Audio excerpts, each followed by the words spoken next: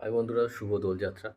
তো আজকে এই দোল পূর্ণিমার দিনে তোমাদের জন্য আমার উপহার, আমার নিজের লেখা একটা কবিতা, রঙের বাহার। কবিতাটা পাঠ করে শোনাচ্ছি, জানিও কেমন লাগলো।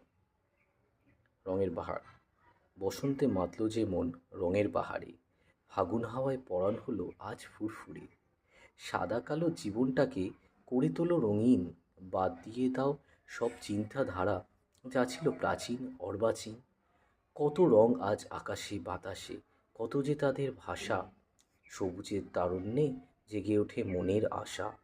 লাল আবিরের রাঙা প্রেম দাও উজাড় করে, নীল আকাশের নীলিমায় যাক সব বাঁধন ছিঁড়ে। কৃষ্ণ রাধা মাতোয়ারা আজ শিমুল পলাশে, ব্রজবাসী মাতো এই রঙের উল্লাসে। ভুলে সব বিভেদ এসো মিলি এই একতায়, সব রং মিলেমিশে এক হোক মনের শুভ্রতায়। জানিও কেমন লাগলো কবিতাটা।